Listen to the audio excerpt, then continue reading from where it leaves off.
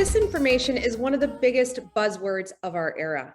The internet, though an amazing resource for truth and connectivity, is also a powerful tool for spreading lies, from the ridiculous to the outright dangerous. What continually causes people to distrust proven expertise and turn to conspiracy theories? Why will some people believe anything? Hello and good evening. Welcome to the program. I'm Liz Brailsford, President and CEO of the World Affairs Council of Dallas-Fort Worth. Tonight, we are so excited to welcome Kelly Weill, Daily Beast reporter and conspiracy theory expert. Her book, Off the Edge: Flat Earthers, Conspiracy Culture, and Why People Will Believe Anything, expands on today's conspiratorial moment with origins earlier than many of us might imagine. You can order copies of Kelly's book, Off the Edge, from our normal bookstore partner, Interabang Books, to support this fantastic local bookstore. If you're not a member of the World Affairs Council, please join us. I'd love to meet you in person. Come join our community of informed and engaged citizens, and you can check out our website on dfwworld.org. The Council is committed to providing a safe environment within our capacity for our community members. We're really excited to continue our in-person programming. We will be doing about once a month or twice a month our continued virtual programming, but mostly will be in person. We want to have you with us. We have updated our mask policy for our in-person events to match the recent CDC guidelines that have been released. So you can go to our website at dfwworld.org to see our most up-to-date information on our health and safety practices and our complete event list. This evening, we have Los Angeles-based journalist and author, also specialized in conspiracy theories, as well as subcultures and alternative communities. Anna Merlin is currently a reporter at Motherboard, a division of Vice. Previously, she worked as a reporter at Gizmodo Media Group, a senior reporter at Jezebel, and a staff writer at the Village Voice and the Dallas Observer. Yes, she lived with us here in Dallas for a few years. So her reporting has also appeared in Rolling Stone, BBC Travel, Topic, and the New York Times. According to her bio, Anna has been accused of being both a lizard person and a CIA agent, but never at the same time. It's wonderful to have both our author, Kelly Weill, and also Anna join us tonight. Ladies, I know this is going to be a fascinating conversation. We're so happy to have you here. Thanks for joining us again. And Anna, I'm going to let you take over from here. Thanks, Liz. Can everyone hear me okay? Yes. Great. So as previously mentioned, our guest this evening is Kelly, a journalist who has explored conspiracy theories, the fringe groups that spread these ideas, and why people get caught up in the world of so-called alternative facts. Kelly Weill is a reporter for the Daily Beast. She has worked for Politico and has been featured on ABC's Nightline, CNN, and Al Jazeera. As a leading journalistic voice on conspiracy theories, Kelly has explored how misinformation spreads on social media and how everyday Americans turn to the outlandish during times of profound change, social upheaval, and deep-seated distrust. Her new book is Off the Edge: Flat Earthers, Conspiracy Culture, and Why People Will Believe Anything, in which she examines how the Flat Earth movement has gained momentum in recent years and how different conspiracy theory groups overlap. Kelly, thank you for joining us. We have to stop meeting like this. Happy to. Thanks for having me. By which I mean, periodically Kelly and I meet up and talk about the weirdest folks we've ever met. And then we go back to our lives, and in between everything just gets weirder. So maybe we're the problem. It definitely, correlation, causation, something like that. I'm starting to suspect. So this is such a good book. It is so empathetic. It is so funny where it's appropriate. It is serious where it needs to be. It has such a deep sense of history. But before we get to the book itself, I want to start with the question that I think everyone always asks, and I want to get it out of the way, which is, why cover the flat Earth movement at all? Why does it matter? I think I was drawn to Flat Earth because it's such a case study in why really people will believe anything. Mm. You know, there are such a range of conspiracy theories that you can pick and choose from, and some are more plausible than others, and some fit more comfortably alongside accepted reality. But Flat Earth is so out there that when somebody accepts it, they have to sort of toss away all their previously held knowledge and start over again. And Mm. I was interested in how exactly that process worked and what it said about our capacity for belief. Absolutely. You know, covering this stuff, I can't count the number of times that someone has told me that I'm amplifying a conspiracy theory or that I'm giving life to it just by covering it, you know, and if I ignore it, it'll just go away, which I'm sure you've heard. So why cover conspiracy theories more broadly, and how do you do it in sort of an effective way when, as you write about in the book, so many of these folks want to be covered, they want to be amplified, and even sort of negative coverage is kind of beneficial for spreading their message? How do you navigate that? It's tough to navigate, really, because there is some truth to it. But I think conspiracy theories are so potent and so politically powerful right now that we need to examine both their role in everyday life and how people get into them. So when I'm reporting both in this book and as my daily work as a journalist, I try and think about why exactly I'm covering something. Am I covering a conspiracy theory because it's weird and sensational and I know people will read it, you know, kind of for the lull factor? Or does it say something more broadly about how we should understand ourselves as a political society, or something urgent about current events? And having spent enough time among flat earthers, I thought that their story really communicated something about how we believe. And that's what I tried to put forward in this book. Right, and how we choose what to believe and what sources are trustworthy. And as you say, when we sort of start over and we throw everything out the window, where does that lead us? And of course, you know, one thing that is so amazing about your book is that it has such a deep sense of history also. A lot of conspiracy coverage tends to act as though it started in 2016, that every conspiracy theory is somehow promulgated by Donald Trump, which we sort of know is not true. And flat earth is such a fascinating example of that, because as you write, you know, some of these theories go back literally centuries. But of course, you know, we live in a pretty technologically advanced time these days, and people could, you know, theoretically check any number of sources to confirm that the earth is round if they wanted to. So I wonder, you know, is there anything that links the sort of centuries old flat earth groups with their modern day counterparts? Is there anything these groups of people have in common, even though they're separated by time? Absolutely. I mean, the underlying thought processes of conspiratorial thinking haven't really changed that much, and they don't even vary that much from person to person. That's one thing that I was encountering when I was doing the research on this book, is that it's easy to say, like, conspiracy theorists are tinfoil hatters and they're really weird, but actually most of us believe in some kind of conspiracy theory. And that thinking emerges often when we feel like we don't have enough information, or we're uncomfortable with the information we have, and we go looking for alternative answers, and sometimes the communities that form around those alternatives. And so when I started looking at the historical origins of flat earth, which for people who haven't read the book, it has a lot of its roots in the 1840s. This one guy who ran a failed commune and then pivoted to selling miracle cures, and then pivoted to inventing flat earth and promoting it on a lecture circuit. I realized that these were recognizable figures. They reminded me often of modern YouTubers or modern people you'd see promoting conspiracy theories. And I think the reason for that is that people were drawn to conspiracy theories for the same underlying reasons as they are today. Yeah, I think that's a really good point. So Alfie Joseph asked the question, who's promoting conspiracy theories as a fact, despite a complete lack of evidence? Why and how do they continue to spread false information? So this might be a good place, for instance, to talk about, how are you seeing these theories being promulgated online? Where are they being promulgated? How are these folks finding each other? So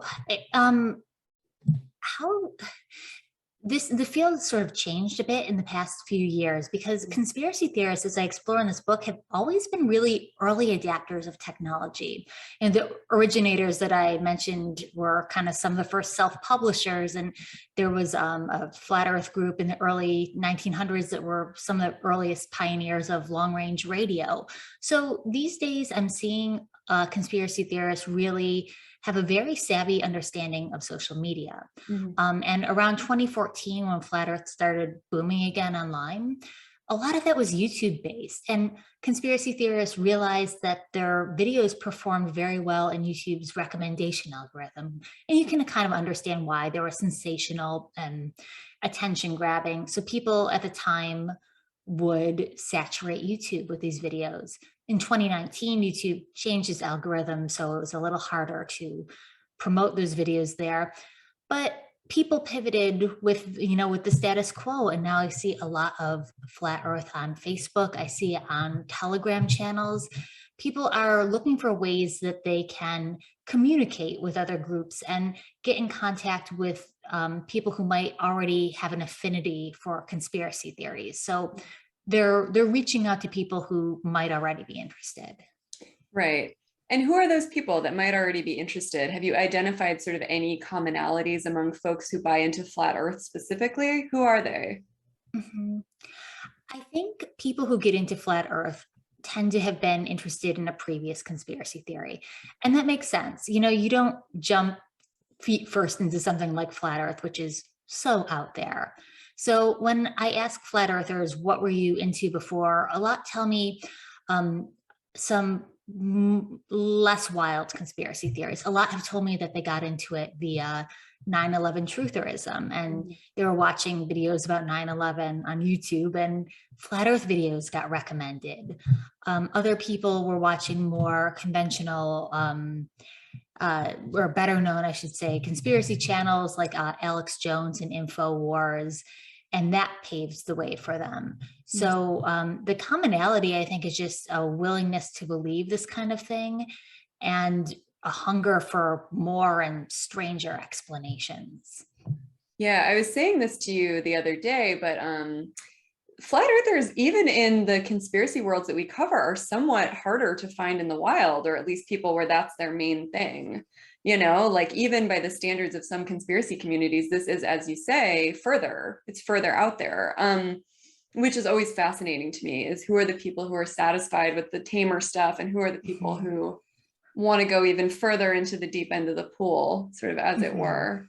Oh, go ahead. No, all I was going to say is that often when I've met flat earthers and we talk about their past, they're a little embarrassed of being invested in the lesser things. Yes. I had someone told me, can you believe it? I was listening to Alex Jones before, like it was embarrassing to him because he'd moved on. Yeah, that's a very interesting point. Yeah, Alex Jones, among a lot of these people, is considered a little passé. Yeah. So Miles Zitmore has a good question that we should kind of back up to, which is, when you say Flat Earth Society, are you referring to a group that literally believes the Earth is flat? Or is this the name of a group who holds to various conspiracy theories? Is the Flat Earth Society just about flat Earth? Sure. So actually, let me break that down even a little bit further. The Flat Earth Society is a distinct group within the Flat Earth movement, but they aren't very popular right now. Most flat earthers are not members of the Flat Earth Society, which they view as an op. They don't really trust the Flat Earth Society, and talk to the Flat Earth Society, and their feelings are a little bit hurt about that trend. But when we talk about flat earthers in general, yes, they do have this shared belief, which is that Earth is like a pancake. There's a great picture of it there. And it's surrounded by an ice wall and maybe enclosed in a dome. That's from an event in Dallas 2 years ago, late 2019. And on top of that, flat earthers are very likely to hold other conspiracy beliefs. And I think the reason for that is flat Earth is such a sprawling theory. What it proposes is so vast that it does invite people to tear down their existing beliefs and invite in new ones. And with that new openness, people bring in political conspiracy theories, health conspiracy theories, theories of government and religion. So flat Earth is one theory specifically, but the movement has a lot of other interests that work alongside it as well. Right. Yeah, I think that's a really important point.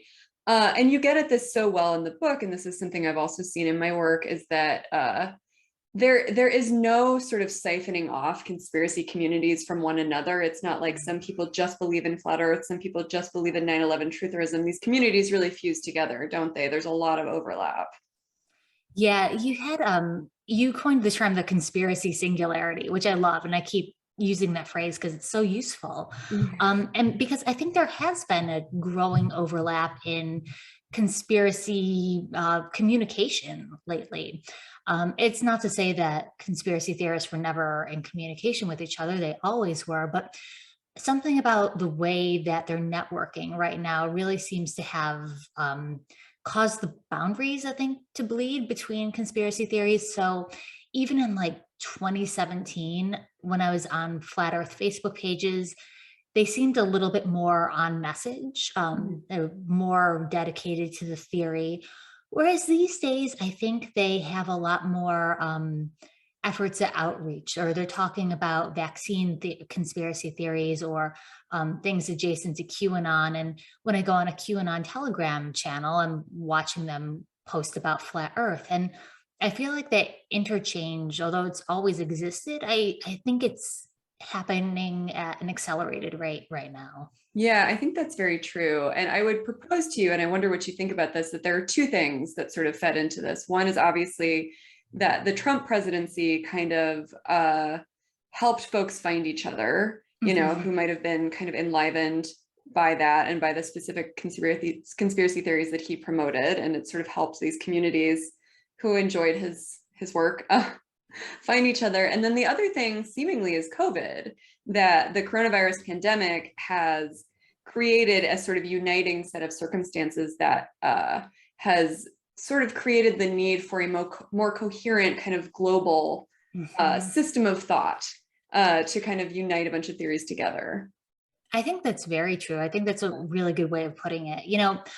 One thing you can say about COVID is that it pushed a lot of people online and forced them to, find these communities on there, which is true. But I think you're right to point out that it's not entirely a technological issue. When I blame a YouTube or a Facebook for promoting conspiracy theories, it's not entirely on them when, as you say, so much of this conspiracy theorizing is becoming really common in mainstream politics. It's becoming embedded in certain Republican identities, for instance, or it's becoming embedded in certain rhetoric around health. And so I think we are seeing these once fairly fringe beliefs becoming a lot more centered in the way that people navigate the world.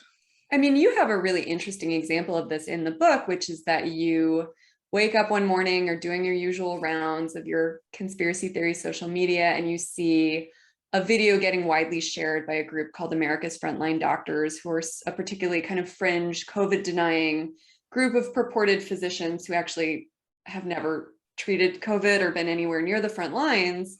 And so you're noting that this is kind of making the rounds, and then you check Twitter. And at that time, President Trump was still on Twitter, and he was sharing this video, this incredibly fringe video. So, it's this sort of example, this really concrete example of the way that things went from the supposed fringe to the supposed mainstream, in minutes, as opposed to years or decades as previously happened.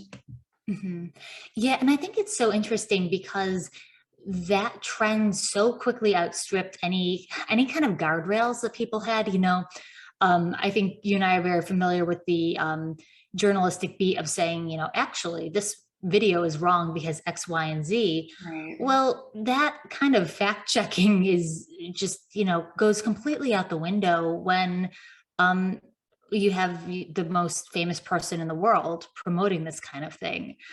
So what you could previously say, like, hang on, let's pump the brakes, this is a little too weird, already 10 steps ahead of us. And it just kind of showed the futility, I think, of that sort of argument. Yeah, it's an interesting time when information spreads that fast. So there's a question in the question box that I think is very important because it comes up all the time. Bethany is asking, do you feel like Twitter and Facebook and of course YouTube at all are doing enough to combat conspiracy theories and misinformation? What's your feeling about that? It's a tough question and it's a good question. And I mean, I would say broadly, no, they're not doing enough, but it becomes a lot more challenging when you ask what exactly they should be doing.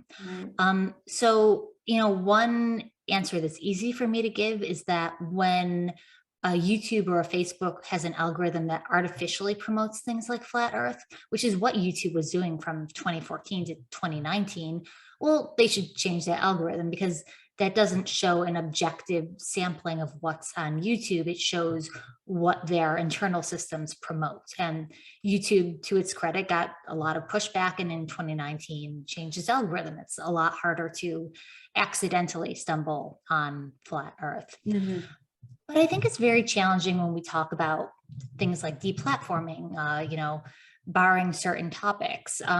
Sometimes it works. Alex Jones got deplatformed from most social media. He said it would make him bigger than ever, and it didn't. His site is way down the tubes in traffic. Mm-hmm. But where I get a little bit cagey is talking about the removal of specific content.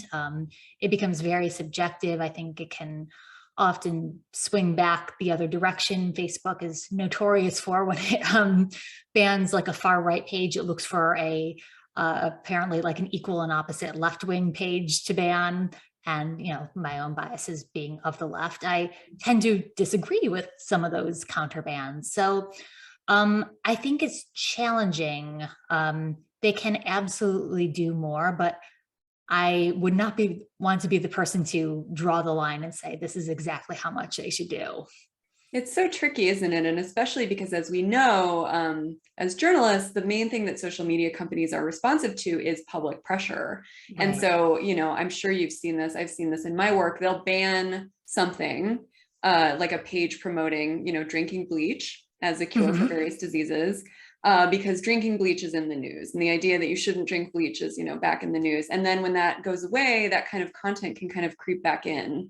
And there's very little sort of consistent enforcement, as you're pointing out, and enforcement is often directly tied to particularly how Facebook wants to be seen. And at times when Facebook is, for instance, getting dragged in front of Congress again to answer for, the ways that it subverted democracy, they tend to be more heavy-handed about enforcement versus other times. So I think, as you're saying, it's not consistent. And so it's hard to say what a consistent, even-handed, fair enforcement would actually look like. Absolutely. I mean, they want to have bipartisan support, and it's often very difficult to maintain that image when, a lot of the conspiracy theorizing is politically loaded on one side. So they're a company, their main objective is making money. And I think it's hard for them to square that with having, a perfectly neutral and safe space. Absolutely. Speaking of making money, I actually think this is a really important thing to talk about, which is we know a lot of conspiracy peddlers, Alex Jones chief among them, find ways to monetize their theories and their content. And that tends to be, a pretty major feature of what they're doing all day. How does that work in Flat Earth? How are you seeing people monetizing Flat Earth ideas? So a lot of this originally came down to that incredible lead that Flat Earthers had on YouTube.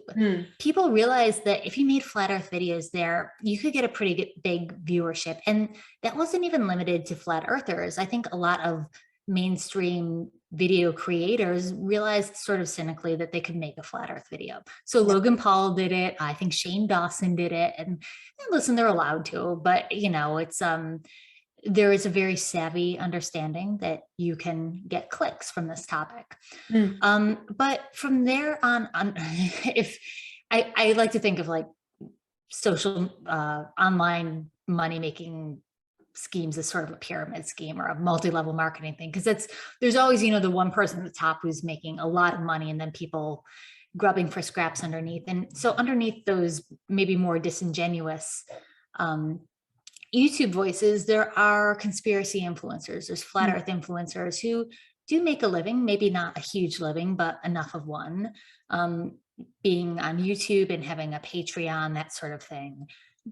And then there are a number of like flat earth crafts people. I'm so glad that just before they brought up that picture of a guy selling these lit up flat earth maps, because that guy sells them and they go for thousands, you know. Right. It's his, that I'm not sure if it's his only job. It's his craft, and they're well made to my knowledge. That's a nice map.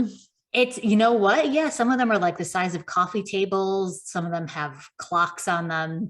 But there's a whole economy of flat earth merchandise. There's books and t-shirts, and there's also conferences, which I think are very big in this world. Yeah. These tickets will go for hundreds of dollars, and people will go and they'll save up for a conference. They'll go, they'll buy 3 books and 2 t-shirts, and it keeps the money moving. So there is money to be had in this world if people are, just cynical enough, I think. Absolutely. And in the conspiracy world more broadly, especially conferences, I think that's a super important point, because they are so expensive compared to, going to the movies or something that you might get more out of.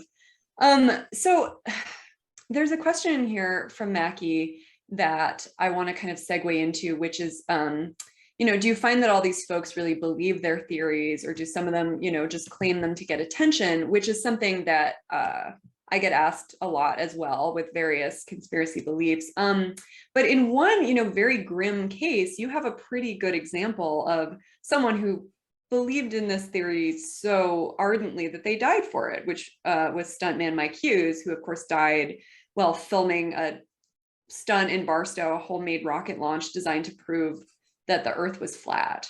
So, when people ask you, how can these folks really believe this? Aren't they just kind of pretending? Does Hughes immediately come to mind?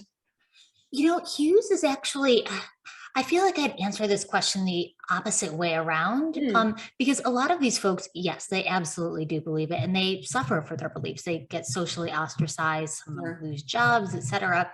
And Hughes, for folks who don't know him, he was a sort of an Evel Knievel type stuntman. He was interested in launching rockets.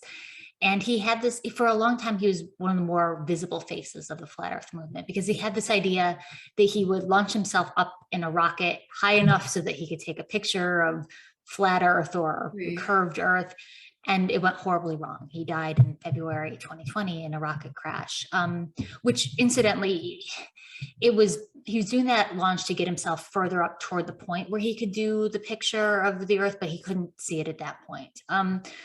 But what's weird about Mike is that after he died, there started emerging narratives just from one person, from his agent, who said Mike really wasn't into flat earth. He was doing it for attention, which is weirdly, that's the thing that flat earthers are accused of all the time, and which I almost never find that they are faking it for attention. I usually find that they're very genuine. And I thought that was interesting, because I'd known Mike for a while. He was very much into conspiracy theories. And I started talking to his friends and family who said, no, he was into this. Like, we're not even flat earthers, and we couldn't talk him out of it. And I think the takeaway I had after talking to a lot of them, the best explanation I got was from one of his friends who was there with him on the day of his death, who said, Mike was always curious and he was testing these things. And he got into flat earth, talking about this rocket launch. He wasn't totally convinced, but during the process of getting involved in the flat earth world, became fully convinced. And I guess that is how I'd answer the initial question, is just that, belief isn't always binary. And that although most flat earthers, I think, are very convinced of their theory, there are people who are still treating it sort of as something to be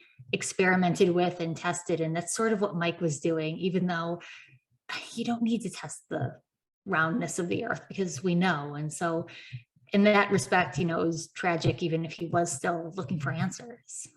That must have been difficult for you to cover too, because this is obviously somebody that you had that you had written about, that you had corresponded with for any length of time, and you write about this in the book. You had known that at some point someone was going to get hurt testing these theories. So yeah, what was that like for you? It was really not great. I think, I mean, outside of my initial just shock, because this crash was filmed, there were people on the ground and filming and live streaming when it happened. It was just very little dignity or anything about that. But after that, I felt very, I think, defensive of him. Sure. Because there were a lot of people online making, I think, really maybe obvious jokes, but they struck, having known Mike and actually liked him, they struck me as really crass, calling him a flat earther because he crashed into the ground, or talking about like, oh, he nominated him for a Darwin Award. And he was an unusual person, but he was not a stupid person. And that's what got me about the response to it, is people saying, oh yeah, he's a dummy, he did this stunt and of course he died. And he wasn't dumb, it's not easy to build those rockets. So yeah, it was a weird place of having empathized with this guy pretty deeply, to find myself sort of on the opposite side. And almost, I know a lot of flat earthers complain that everyone is cruel to them about their beliefs, and maybe in a second or third hand way kind of feeling the same. Yeah, absolutely. It's a very confusing sort of place to find yourself when you've covered somebody this sort of extensively. Richard is asking a really basic, but I think very important question, which is, can you speak to the sort of emotional needs that conspiracy theories might satisfy? What are they doing for folks on sort of an emotional or like personal level? That's a really good question. I don't think there's ever one single answer. There are a few things that conspiracy theories address. I think often they are a response to a perceived threat.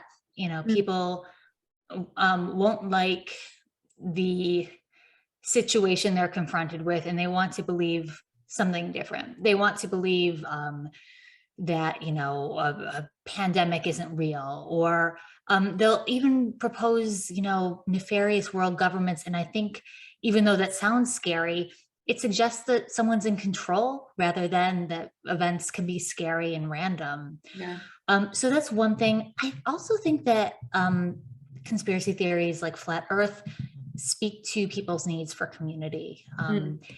And a lot of conspiracy theorists I've met have been isolated in some way, or maybe disenfranchised. A lot of them have, a lot of flat earthers at least have unstable employment, and they're looking for a group with which they identify, and a group that makes them feel good. And because these conspiracy theories aren't just beliefs, they're often social movements, that theory comes to represent a lot more for them. And in that way, I think is really emotionally satisfying. Definitely. And I think we've seen that a lot, especially with things like QAnon. There are a lot of elders in the QAnon movement. There are a lot of folks who might be homebound or otherwise socially isolated, who QAnon gave them a community, a sense of meaning, a sense of purpose, a sort of like heroic narrative to be part of, this belief that they were battling against these kind of global evildoers, all of which is, tremendously sort of enticing. There is one thing though that you really get into in the book, and that I appreciated a lot, which is that you talk about the ways that there is a really direct and pretty disturbing pipeline from flat earth beliefs to things like Holocaust denial and other really sort of hateful, very extreme ideas. And I know you get into this in the book, but like, what's your best theory about what's happening there? What is the flat earth to Holocaust denial pipeline? The first thing I would say is that like flat earth isn't inherently anti-Semitic, it doesn't need to be, but because it doesn't need to be, I think it's even more tragic that it often ends up that way. I think, so conspiracy theories often work on almost like a team mentality, a kind of an us versus them, where you're either a part of this in-group, the privileged few who know the truth and are fighting for their version of reality, versus the out-group, which is everybody else who's either blind or actively, maliciously participating in a cover-up. Right. And that Combativeness, I think, has often been deployed against scapegoats or minority communities, well, it's a and or proposition throughout history, and very frequently past few centuries, that's Jewish people. So it's, you don't have to look hard to find instances where Jewish communities have been used as scapegoats. Right. And I think that conspiracy framework, that skeleton of belief, has been around enough that that this sort of anti-Semitic underpinning can very easily be grafted onto newer conspiracy theories. And so you'll find that both people who were maybe anti-Semites before they found flat Earth are trying to smuggle in older conspiracy theories about Jewish people because it fits fairly well with the structure of a modern conspiracy theory. Right. And you'll also find flat earthers who don't intend to be anti-Semitic, but accidentally invoke that because it's so saturated, I think, in the conspiracy world. And those are, I don't intervene very much in flat earth because I don't think it's my place, but those are the times when I'll step in and just sort of ask someone what they're saying. And do you know what you're saying? Do you know where that belief comes from? And sometimes they backtrack because they know they got caught saying something bigoted. And sometimes they're like, oh, whoa, I didn't know that at all. So it's, it doesn't need to be a pipeline to Holocaust denial, and it still ends up being that. You actually use a really interesting example in the book, which is that you're talking to somebody who uses the metaphor poisoning the well, which is, of course, a reference to a medieval anti-Semitic conspiracy theory, the idea that Jews were poisoning the wells of Europe. And so it's, again, I think, as you point out, a really good example of the ways that some of this sort of bigoted language just has seeped into the groundwater so much that even folks without like an amazing sense of history promote those ideas. Kind of grafting onto that, Bethany is asking, have you ever felt unsafe around conspiracy theorists who have maybe more political or dangerous beliefs? And this, of course, you also cover folks who are inherently dangerous, like the Proud Boys. And so, yeah, where do you fall on sort of safety when you're covering conspiracy communities? I've always felt safe around flat earthers. And I mean, part of the reason is that, when I go to these conferences, there's a ton of people around. I have at this point enough people that I kind of know I don't really feel at risk. But, it's a lot of, to your point, a lot of more explicitly hateful groups still run on conspiratorial ideologies. So I've, been to far right marches and that kind of thing. And, I don't know, maybe I'm a wuss. I don't tend to put myself anywhere that I feel especially threatened. But covering these folks, you do take, say, digital precautions. We try and wipe personal information from online. And, I don't know if this is kind of a blasé way to put it, but like I've been doxxed. So like my phone number's out there so many times, I just sort of, I'm like, okay, well, it's been out for a decade and nothing bad has happened. So, you just, with the understanding that people are not always going to like you, you just take the precautions you can and try. I think the only other thing is like, try not to saber rattle. Like I know some journalists on extremist beats will kind of go poking at these people, and I don't do that on my weekends. I'll reach out and do my coverage, and then I don't really engage outside that. I don't need that in my personal life. I know exactly what you're talking about. I've seen that too. And boy, I don't understand it at all. I don't think it's a good use of your free time. I certainly don't. Not a good use of your mental space, but right. So I think I'm going through some of these questions, and I think there are two from John and Alfie that are sort of the same general idea, which is the difficulty, if not impossibility, of convincing somebody that a conspiratorial belief is wrong, right? So what is the key to combating claims that have a complete lack of evidence, like flat Earth? Is there a good way to debunk conspiracy theories? Like, what does that look like? What's your thought? It's really challenging. And part of the reason for that is that conspiracy beliefs like flat Earth are not powerful because they're the most logical explanation. Of course, they're not logical, but because they have those emotional components that we spoke about before. They're providing things for people. So I don't typically try and debate flat Earth with people. Part of that's because I'm a journalist. I don't really want to get involved in their theory. But part of it is because what I've found when I talk to people who've been in flat Earth and have left is they said they had the most, excuse me, the sort of the light bulb came on when they were having a conversation with people they trusted, people they've developed some kind of relationship with, and those people weren't interested in having a heated debate with them where one side will be proven wrong, but in having a discussion with them. And I think in that context of trust, you can start bringing up factual information. Now it's tough because I think a conspiracy theorist needs to be willing to change their mind. You can't force it. But the other component I would say is that if a conspiracy theory is providing part of someone's identity or their community, trying to figure out what alternatives they can have.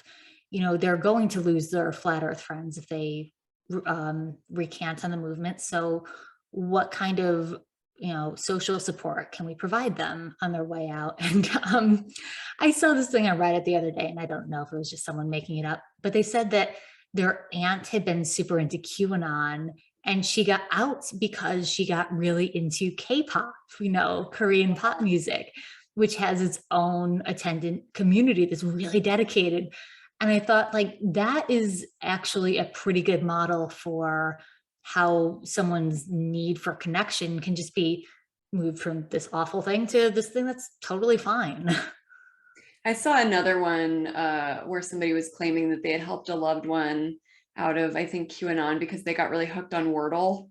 And, just all of that puzzle solving like energy went into Wordle. I don't know if that's true, but I have found like a remarkably similar thing to what you found in terms of just people's need for connection and community can be sort of repurposed, but that, you are best off trying to not convince strangers on the internet that their beliefs are wrong, but to focus on your loved ones, to focus on the people who, who trust you and that you have a connection with. Yeah, I think that's a really good point. There's so many good questions here and we won't get to all of them. I'm gonna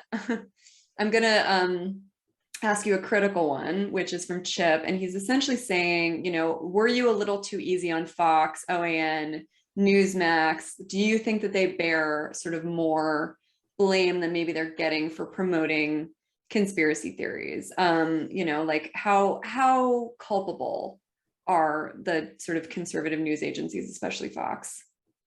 I think they are culpable. I don't get into that so much in this book. And part of the very obvious reason is I filed it in September 2020 and only, made a couple contemporary changes, doing the edits in January 2021. So insofar as, talking about how those intersected with flat Earth, not all that much. That said, when we talked before about how these theories, although it's easy to blame them on social media, they're really being propped up by more powerful institutions. I think we absolutely have to take into account how mainstream Republican media supports that. Right. For a lot of people, that is their main information source, and especially for older generations with Fox. And you mentioned previously, a lot of people who are into QAnon are maybe more isolated seniors. So for a lot of people, ingesting that information, it really is their main source. And yes, I mean, I frankly just don't have anything good to say about what they're doing in terms of mainstreaming these conspiracy theories, because we're seeing just a direct pipeline from what 4chan says to Tucker Carlson 2 weeks later to a Trump, he doesn't tweet anymore, but he has those long paragraphs on his website. One Yes. of those. And I think it's a very worrying system. And I think it's a lot harder to dismantle than asking YouTube to change the algorithm. Absolutely. So a couple more kind of detailed questions here, and then I have a big picture question for you. So Bethany is asking about deep fakes and, you know, the ways that deep fakes are being used to promulgate hoaxes online. Is that something that you have been looking into at all? Like the sort of problem of deep fakes, the potential that deep fakes could be used to promote conspiracy theories, hoaxes, other kind of bad information? Is that something you think about? It is something I think about, but I've actually found, so I'm not a tech journalist primarily, so someone more clued into this could probably give you a different answer. But what I've found is that a lot of conspiracy theories don't need deep fakes. You know, flat earthers, we have pictures of Earth. We've got so many pictures and video, and you show them those pictures and they say, oh, those are fake. You know, Right. NASA just, you know, invented those. Or right now, in the war in Ukraine, people are documenting atrocities, and you've got Russia's official Twitter account being like, "Oh, that's not real. No, that's not, you know." Mhm. And so I think because so much conspiracy thinking is, you know, it's motivated thinking. It's not rational. It's coming at information with a preconceived outcome and looking to justify that. I think people are already doing well enough at deceiving themselves with the available tools. I think that's very true. So from here, and let's circle back to flat earthers specifically, how are they doing? What's going on with them now? And what do you see sort of the future of flat eartherism as being? Is it a fairly stable community? Do they have kind of the same ideas that they promote at the same conferences every year? Are you seeing evolutions in the flat earth space? What's going on?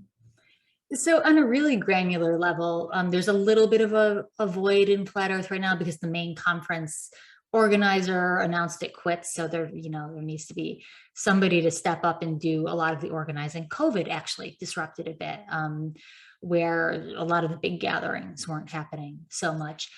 But that's not to say it's not still chugging along. It is. And what I think is most worrying about the way that it's progressing is that, you know, to our earlier point, it is cross-pollinating with other conspiracy theories right now.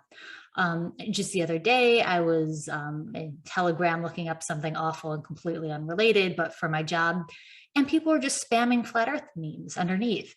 And that's not something I saw 5 years ago. Although I don't think flat earth is ever going to become fully mainstream, I think it is weird enough that it will remain fringe. I also think it's going to be a little more more mainstream in the conspiracy world. And because it's such a useful tool in allowing people to believe anything, I think it will let people ingest more politically radical conspiracy theories. It will, you know, enable people to believe things that are a lot more imminently dangerous and pernicious. So that would be my my my pessimistic prediction there.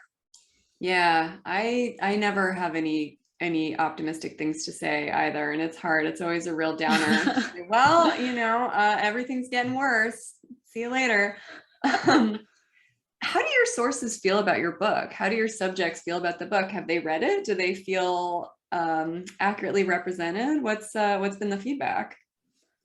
I've got a few things. One from someone who's not a flat earther, but who is, you know, adjacent to a flat earther I talked to, and who is, you know, honestly just happy that I wrote about it. I have one guy who's in there who I frankly don't believe wrote the book, but who is very upset. And then I have one guy who said, hey, listen, you know, obviously I don't agree with you, but this raised some soul searching that we need to do as a community. And I think I was grateful for that response because, I mean, listen, we've never agreed on this most basic principle. And this is not a pro flat earth book, and I don't expect flat earthers to come away agreeing with it. Sure. But I hope that they see themselves represented in this. And although we don't agree, I hope that they feel that they were accurately represented. And I hope if even a couple can read it and, it sparks some thinking, I'll be happy. It's so tricky, isn't it? Because especially when you spend so much time around these people, you really want to not have them feel like you're making fun of them. That came up Mhm. for me a lot when I'm writing about these folks, is even when I think their beliefs are dangerous or ridiculous, I want them to uh, know that I'm not misquoting them or misrepresenting them. And it's so Mhm. difficult here because sometimes when you accurately quote their beliefs, they do come away looking a little foolish. Mhm. It's a hard line to cross, isn't it? Or to walk. It is, yeah. But it's one thing that I found when I was interviewing a lot of flat earthers is they'd talk about their theory a little bit and then they'd talk more about their emotions and Mhm. what brought them to it. And I think I probably touch on that more in the book than actually what flat earth belief is. And so in that respect, I hope that people can find something human in it. Right. Yeah, the things that are bringing them to it sort of personally and socially rather than just the mechanics of the belief. I think that's very Mhm. true.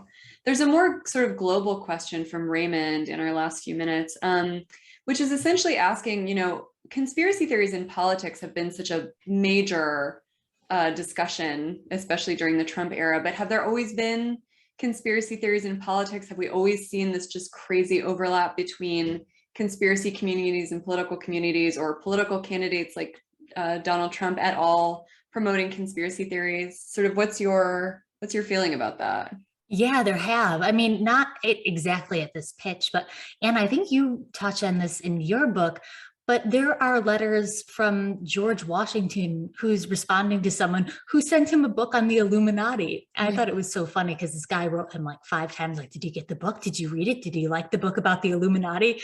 And George Washington writes back, he's like, yeah, that's, core claims are probably true, whatever.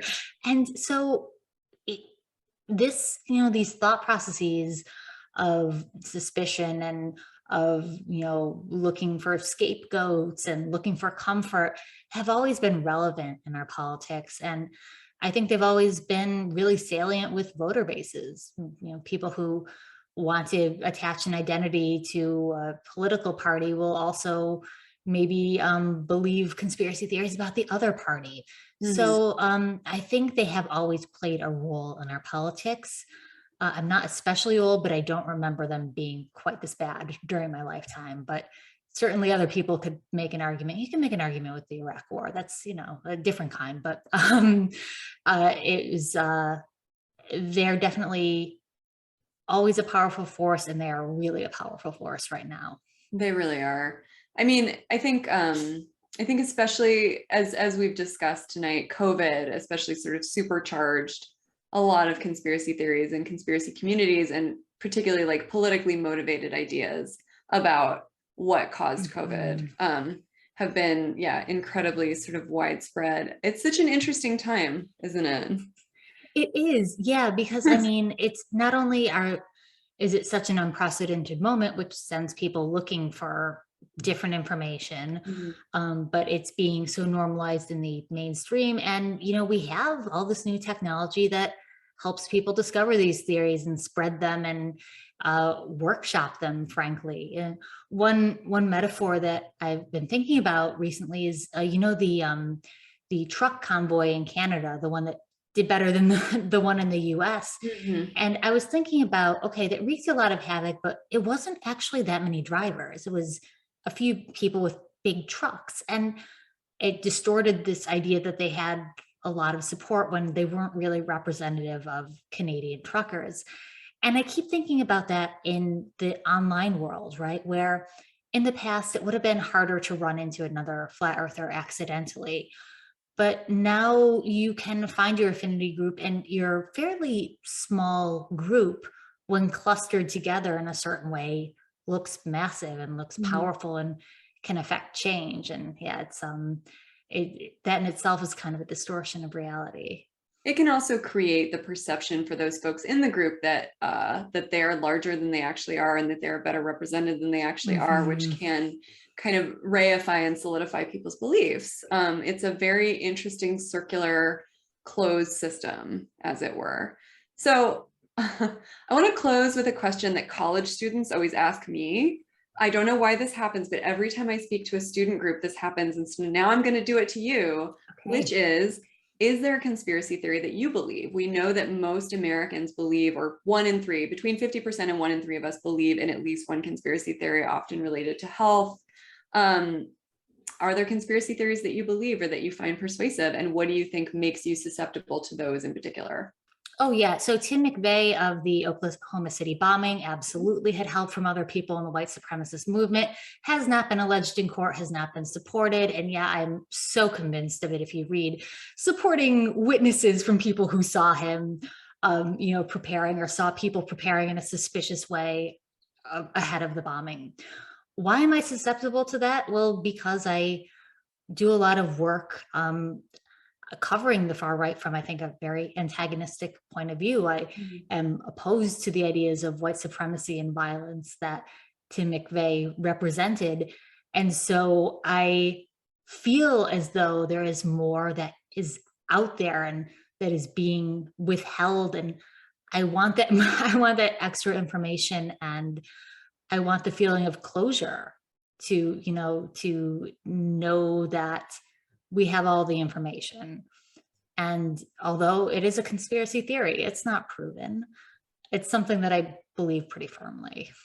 There's a very famous story about Bill Clinton. The first day he got into office, he said, where are the aliens and where are the flights from JFK? I'm paraphrasing, but I think it speaks to the fact that no matter how powerful or powerless we are, conspiratorial beliefs do something for a lot of us, whether it is something as out there as flat earth or whether it's something more mainstream like a health conspiracy theory. They all kind of act in different ways on us. And I think, you are interviewing people who could not possibly be more different than you. You have never been a flat earther, but it must be startling at times to go into these spaces and realize how much commonality we really all have. Absolutely. It's when you go to a flat earth conference and you realize that you're talking with someone and you like them is striking. Mm-hmm. Yeah, it definitely is. I mean, I think too, and I think we're getting ready to close here, and thank you so much, Kelly. I think, you do such a good job in this book of talking about the very permeable membrane between the fringe and the mainstream, and you do such a good job of exploring what it is exactly that pushes somebody, off the edge of the cliff. And I just want to thank you for this book and this work. It has been so helpful for me. And I think you have done just such a great job here. So thank you so much. Thank you.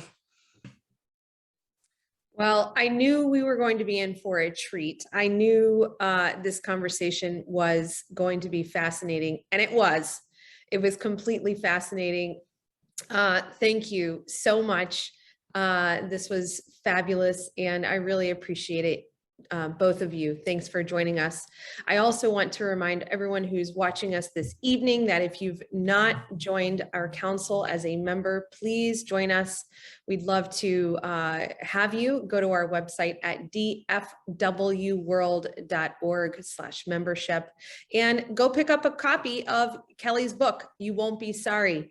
I think you all know that now from listening to this very engaging and fascinating conversation. Ladies, thanks again, and everyone have a good night. Thank you so much. Thank you.